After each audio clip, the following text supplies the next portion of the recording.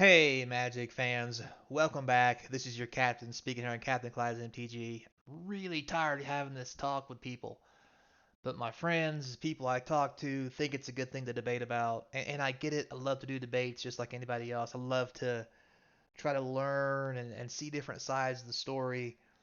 And you know what? Maybe I am a little biased because of how shitty Magic 30 was and the collector edition, but everybody wants to talk about how great this product is. Well, I don't think anybody understands that nobody wants this product. Therefore, no matter how great it could have been or should be, it's not worth anything because it's only worth what people will pay for it. And if nobody wants to buy it, guess what? It's not going to be worth anything. So,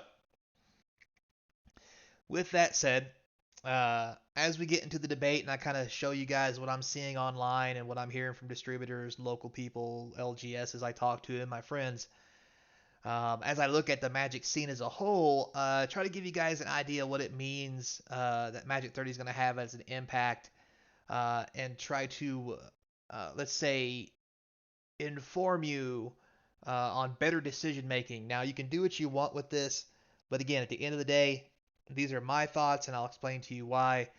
Feel free to slug it out down in the comment section, guys, because everybody's going to say their own thing, and I get that. So, disclaimer to begin with. These are my opinions. I do not know the future. However, um, if you're looking to do this for money, you're in it for the wrong reasons. Not that this stuff isn't cool and I wouldn't mind owning some of it. It's just I would never pay the amount of money that people want for these things because they're just not worth it. Because I honestly could just get something cheaper. And we'll talk about that in the grand scheme of things. But don't forget, guys, before we get started, hit that subscribe button. Try and get to 1,000 peeps. I appreciate all your help. So let's start this off with the topic that kind of sparked some debate between me and my friends. Now, you can take any card you like, but this happened to be the card that came to fruition as me and my buddies were debating this topic. So we have the Jetmox, not old frame, not old art, 30th edition Jetmox. One is for sale for $4,000. Market price is 1,750. And the debate was, wouldn't it be cool if you open one of these out of a pack? They were like, yeah. I was like, no. And there's lots of reasons to go over that. One, yes, if I bought a pack wanting to open something like this, I definitely want to pull one of these or something similar. However, instead of spending money on that pack, I would rather just buy the real thing. Um, because you're not guaranteed to open anything. And as we've seen on many of the opening videos online, nobody's pulling this stuff in any large quantities to even make it worthwhile to invest this kind of money in it. Um, Also, people have a really bad idea of what makes something valuable because value is really in supply and demand. If there's plenty of supply and no demand, nothing, it's not worth nothing. If there's plenty of demand and no supply, that's what makes something go up. Um, and if there's plenty of supply and plenty of demand, you get a nice even keel, and it may be a little bit on the higher side depending on how good something is. And we don't have that here with any of this. So, the things I'd like the guys to actually think about um, on the long grand scheme of things, if you take this card and you compare it to a real jet, first off, if you look at a buy price for one of these cards on TCG, it shows that some of these cards are, well, there's like 7 stores who want these things, 3 for the moderately played ones. The buy price is $461.96. If you sell a jet, a real jet, to a store for that kind of money, you need slapped in the face. Especially because it says near mint and light play. Like, these are the kind of prices I wouldn't even sell my jet if it was moderately played. Um, and if it's moderately played, there's only 3 stores. I'll take a moderately played one of these, and they're paying $1.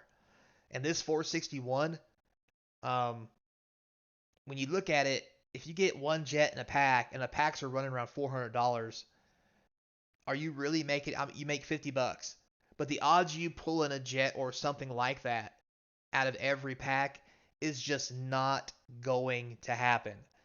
It's just the odds are against you. If you do it once, great for you. Run because you've hit the lottery, but even then, you've won $50 if you get somebody to buy it, because it says the stores will take it, and this is through the TCG Player apps. Um, I actually went online at personal stores and I looked at places like Cool Stuff Inc., SCG, Card Titan, Face to Face Games, all those places that are known for buying cards. None of the 30th anniversary edition cards are on their buy list. No Lotus, no Moxes, nothing. They want nothing to do with them on a buy list. Now, if you go in and actually try to sell them something, they try to buy it, yeah, probably, but they're not advertising it because they know that nobody wants to buy them. And so, therefore, they're not going to pay for them and hold toxic inventory, especially when the inventory they already own um, is inventory in real cards which will sell. For example, if you look at the retro frames, notice the near mint one is $40 more for a retro frame, which is supposed to be harder to get. The lightly played one's only $30, and this one they only give you $1 for if it's moderately played. So that tells me that stores are not willing to pay a lot of money for these cards. They're just not. And most stores don't even want to buy them because they know they're toxic assets. So if you get one, yay for you, but don't think you've gotten something expensive because you honestly haven't if no one wants to pay for it. You know, let's look at it like this. A diamond is really expensive, right? But guess what? If no one's willing to buy the diamond's not worth anything. If there was an apocalypse tomorrow and food was the most scarce thing in the world, nobody wants your diamonds because nobody wants them. So therefore they have no value. Food has the value.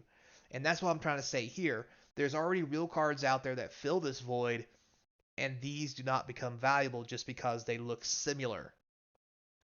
So, for example, the other part of the debate was here's a lineup of all four of the Moxes. Uh, we have, as you can see here, we have an Alpha, a Beta, we have the Magic 30th Anniversary, and we have an actual Unlimited Mox. Now, if you'll look, someone's trying to sell this one for 4,000. This one is 23. This for 3,000, you can get a real Mox and actually play a real Mox in your deck and do some real flexing on your friends. Yes, this is 11. This is 8. Um, and those are probably played. This is probably played. This may be mint, but guess what? It doesn't matter if it's mint if you can't put it into a tournament. Would you really pay 4,000 for something that just came out, or would you pay 3 or 4,000 because the market price here says 28 for one of these that you know is 30 plus years old, has the old X, the old art, no, it won't get reprinted in the same style, and is tournament legal. It just there's no reason to buy these cards anywhere near the price of these cards. It says here the market price is 1750. I think that's even high. The buy list is 450, 460, whatever. And as most of you guys know, most buy list prices are half of what the card really is worth. The reason for that is because, card shops have to sit on them. So if you want to sell them a $20 card, they're going to give you 10. And then if they're lucky later, they'll sell the card for 16 or 17 on a discount, make $5. So they make half of what they put into it. So basically what that means is if they're saying it's worth 450, at best this is worth 9, but it's probably going to get sold for 7. Which means, yeah, that's cool and all, but that's what this real price should be. And until we start realizing that and people doesn't start understanding how economics work of supply and demand, there's going to be a lot of people mad when they buy these things and then they're not worth any money. And that's just going to be the way it is. People are going to be upset. Most of the investors are gone in the format, especially in Magic with the big downturn. There's not anybody to throw money at these things to speculate how good they're going to be to hold them up. It's just not going to happen anymore. Also, if we look at the staple of the format, Black Lotus, retro frame, moderately played 13 cents. This tells me nobody cares about these cards. If this was a moderately played collector edition, it'd be worth hundreds, if not thousands. But this one's worth 13 cents. And there's 14 stores, or there's 2 stores that want 14 of them. So if you go and you look at the rest of it, at the highest they're paying 1,000 for a near mint retro frame, which is almost impossible to get. So at best this is 2 grand at best. A lightly played version, so unless it's the minute this becomes lightly played, it's $30. Like, look at the price gap here. It's insane. That price gap is way off, and it really shows that these high levels here of prices really should be more at this level. Like, there should be a zero missing from this because it should be 100 for mint, 30 for lightly played. Let's be honest. That price difference, especially when it's not graded, is just not there. And then if you go, you look at the regular Moxes, it's 1,000 for the near mint one. Again, if as soon as it becomes lightly played, which anybody can make anything lightly played by just saying it is, it's $25, which means this should be 50. So let's be honest, guys. Let's not kid ourselves. Let's stop having these conversations about how much money we spend on this because it's going to be a great investment and this, that, and the other. It's really not. And will it be worth something over time? Yeah, but it's going to take 10, 20, 30 years, just like the old collector editions that are currently 30 years old worth thousands of dollars. So if you want to spend, a couple grand to buy this kind of stuff, and then hold on to it for 30 years, then sure, you can probably make some money. But I'll be honest with you, there's a lot better things I can spend a couple grand on that would appreciate a lot better than this stuff.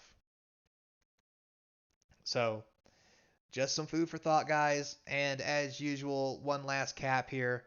You can see here they're selling them on TCG. You're trying to sell them for 1,500.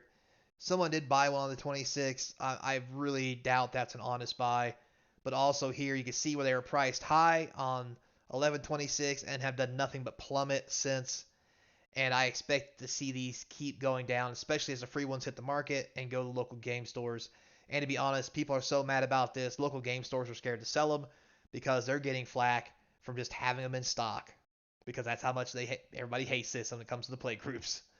So, with that said, guys, thanks a lot for watching and listening. I hope it gives you a little something to talk about. And if you don't believe me, that's perfectly fine. You're welcome to your ideas. But also remember this. When you want to debate something like this, especially when it comes to supply, demand, and what something's worth, it's always about what people want it to be worth versus what someone will pay. You can tell me all day long you want something to be worth 30 grand, but if the best offer you get's 1,000, that item is worth 1,000, whether you want it to be worth 30 or not, because otherwise you're just going to hold on to it forever and then never have no money, which means it's actually worth less unless it has sentimental value. So keep that in mind when you have these debates, that it's not just supply and demand, but there's got to be room in the market for someone to want it for it to have value. For example, the American dollar is actually a piece of paper. It's worth nothing. The only reason we find it worth $1 is because it's backed by the gold standard, which means people understand they could go and actually get money for it because it's backed by something. This is backed by nothing other than this product is backed by nothing other than the Magic community. If the Magic community doesn't back it, then it's honestly just worthless cardboard. So anyway, guys, thanks a lot for watching. I appreciate it. Enjoy the debates down below in the comment section. I'll be more than happy to join in. I respect your guys' opinion. If you want to get these cards and play them, I mean, honestly, feel free. But when you start talking about value for these, I'm going to have to disagree for several years that these aren't worth what they're worth now. These are the prices that these things are going to be at probably in 5 or 10 years' time, not right now. So, until next time, be kind, and as always, I hope to see you across from the game table.